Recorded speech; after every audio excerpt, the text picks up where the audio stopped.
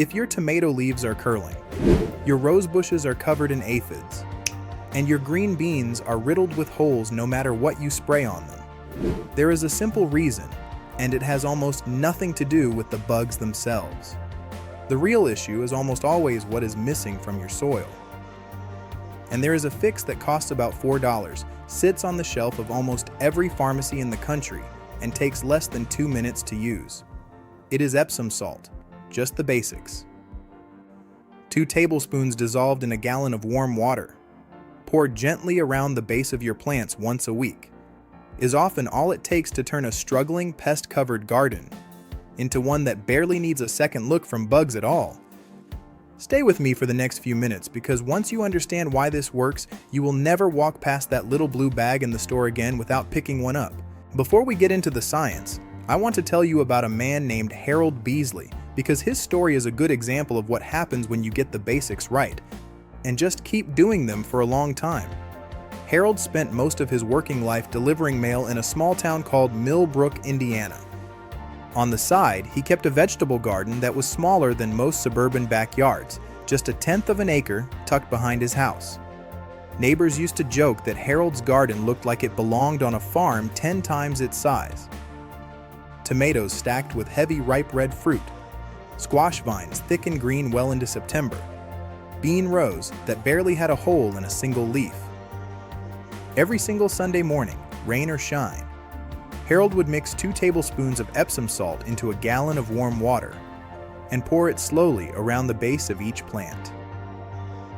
He kept up that habit for more than 40 years. Through droughts, through years his neighbors gave up on their own gardens entirely, and through all sorts of weather that would have discouraged most people from bothering. By the time he passed the habit down to his own grandchildren, his little patch of ground was consistently producing far more food than most gardens that size have any business producing, and doing it with barely any store-bought pesticide in sight. Harold did not invent this trick. He learned it from his grandmother, Eliza, who kept her family fed through the hardest years of the Dust Bowl using that same weekly ritual. She, in turn, had learned it from a German immigrant named Otto Lindemann, who brought the practice with him when he came to the United States from Stuttgart in the early 1900s. German and other European immigrant families of that era brought a lot of practical soil knowledge with them, passed down through generations of small farmers who did not have access to modern fertilizers and worked with whatever cheap minerals they could get their hands on. Old farming journals and immigrant community newspapers from that period are full of references to mineral salts being used exactly this way, mixed with water and poured into garden soil on a regular schedule. Somewhere along the way, as commercial fertilizers took over and gardening advice became dominated by big companies selling complicated blends, this simple, cheap habit quietly slipped out of common knowledge. It never stopped working. People just stopped talking about it. Before we get into why this works, it helps to know what a magnesium or sulfur shortage actually looks like in your own garden, because most people walk right past the signs without realizing what they are seeing. Magnesium deficiency usually shows up as yellowing between the veins of older, lower leaves, while the veins themselves stay green, almost like a lace pattern. Tomato and pepper plants are especially prone to this. Sulfur deficiency looks a little different. It tends to show up on newer growth first, with leaves turning a pale, washed-out yellow-green all over, an overall growth that seems slower than it should be even though the plant looks otherwise healthy. If either of these sound familiar, there is a good chance your soil has been running short on exactly the 2 minerals we are talking about. So what is actually happening when you pour that Epsom salt solution around your plants? Epsom salt is the common name for magnesium sulfate heptahydrate, which is really just 2 minerals bundled together in one crystal, magnesium and sulfur. Both are essential nutrients for plants, and both are commonly missing from garden soil today, even soil that looks perfectly healthy on the surface. Start with magnesium. Every single molecule of chlorophyll, the green pigment that allows a plant to turn sunlight into energy, has a magnesium atom sitting right at its center. Without enough magnesium, a plant cannot build enough chlorophyll, and without enough chlorophyll, photosynthesis slows down. A plant that is not photosynthesizing well is a weak plant, and weak stressed plants are exactly what pests are drawn to. Insects tend to target undernourished plants the same way a predator is drawn to the slowest animal in the herd. A well-fed plant with strong dark green leaves and steady growth is simply a harder target. So when you add magnesium back into the soil, you are not poisoning any bugs or spraying anything on the leaves. You are making the plant itself stronger and less appealing to begin with. Now consider sulfur, which is the part of this story most people never hear about. Just the facts. Sulfur is a building block for two amino acids, cysteine and methionine, which plants need to build proteins and enzymes. But sulfur does something else that matters even more if you are trying to keep pests away. It is a key ingredient in a whole family of natural defensive compounds that plants produce on their own, including glucosinolates, which are famous in vegetables like cabbage and broccoli for giving them their sharp, slightly bitter taste, and terpenoids, the aromatic compounds behind the smell of herbs like basil and mint. These compounds exist for one reason: to make a plant's leaf tissue less pleasant to eat.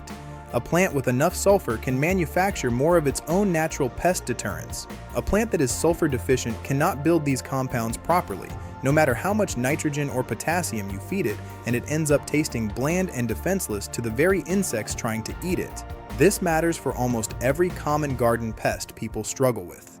Aphids, spider mites, and whiteflies in particular tend to target plants that are already stressed or nutrient poor, because those plants offer less resistance and often have softer, more digestible tissue.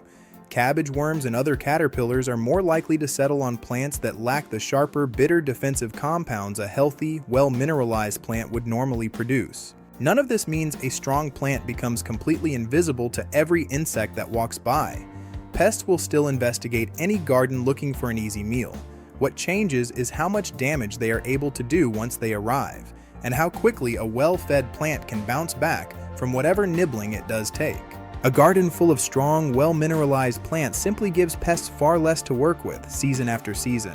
Here's where it gets interesting, because there are two very specific, very modern reasons why garden soil across the United States and Australia has become chronically low in both of these minerals, even in gardens that get fertilized regularly. The first has to do with the fertilizer itself. Most common synthetic fertilizers are heavy in potassium because potassium helps with fruit and flower development and is cheap to produce. The trouble is that potassium and magnesium compete for the same uptake pathway at a plant's roots. When there is a lot of potassium available, the roots tend to absorb potassium instead of magnesium, even when magnesium is technically present in the soil. Agronomists call this Cajun competition, and it means a gardener can be feeding their plants faithfully every season and still be starving them of magnesium the entire time, simply because of what else is in the fertilizer bag. The second reason is almost never mentioned because on the surface, it sounds like it could not possibly have anything to do with gardening at all. For most of the 20th century, factories and power plants across the country released large amounts of sulfur dioxide into the air. Rain picked that sulfur up and carried it back down into the soil, which meant gardens were getting a steady free supply of sulfur without anyone doing anything at all.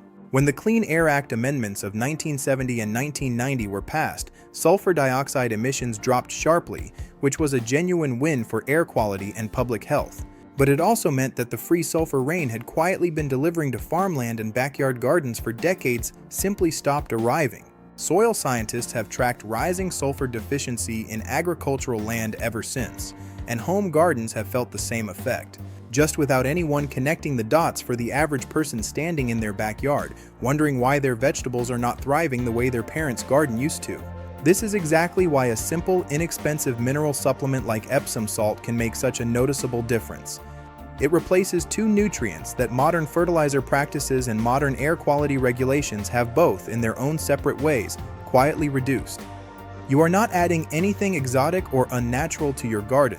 You are simply restoring a balance that used to arrive on its own. Now let's walk through exactly how to use it, step by step, so you can get the same kind of results Harold did. Start with 1 gallon of water and warm it slightly to somewhere around 90 degrees Fahrenheit. It does not need to be hot, just comfortably warm, similar to a warm bath. Warm water helps the Epsom salt dissolve completely and quickly, instead of leaving undissolved crystals sitting at the bottom of your watering can. Measure out 2 level tablespoons of Epsom salt and stir it into the warm water until it is fully dissolved, which usually takes less than a minute. Once it is mixed, carry it out to your garden and pour it slowly around the base of each plant, staying within about 6 inches of the main stem. This part matters because you want the solution to reach the root zone where the plant can actually absorb it, not run off across the surface of the soil. Avoid pouring it directly onto the leaves. Magnesium and sulfur are absorbed through the roots, and wetting the foliage unnecessarily can encourage fungal problems, especially if the leaves stay damp overnight. For that same reason, early morning is the best time to apply this, giving any splashed leaves plenty of time to dry off in the sun before evening. As for timing across the season, wait until about 2 weeks after you transplant your seedlings into the garden, or after your direct-seeded plants have properly established themselves with a few sets of true leaves. Starting too early, before the root system has developed, does not give the plant much to work with. From that point forward, apply the solution once every 7 days, the same way Harold did every single Sunday, right up until about 3 weeks before your area's first expected frost. By that point, most plants are winding down their growth for the season anyway, so there is no real need to continue. A few practical notes before you start. If you are gardening in containers or raised beds rather than open ground, the same 2 tablespoons per gallon ratio still works fine. Though for a single small pot, you may want to use less of the mixed solution so you are not oversaturating the soil. Container soil tends to drain faster and lose nutrients faster than open ground, so gardeners working with pots and raised beds often notice this weekly habit making an even bigger difference. There is also no need to stop using your regular fertilizer. This solution is not meant to replace balanced feeding. It simply fills in 2 specific gaps that most everyday fertilizers leave behind. Think of it as a small weekly top-up rather than your entire feeding plan, and something gentle enough to use on flowers, herbs, and vegetables alike without any risk of overdoing it at this dosage. That is the entire method. $4 worth of Epsom salt, a gallon of warm water, and about 2 minutes of your time once a week. No sprayers, no protective gloves, no chemicals with warning labels you cannot pronounce. Just 2 minerals that used to reach your soil naturally, going back into it the way they always did before modern fertilizer and modern air quality changed the picture without anyone telling home gardeners what was happening.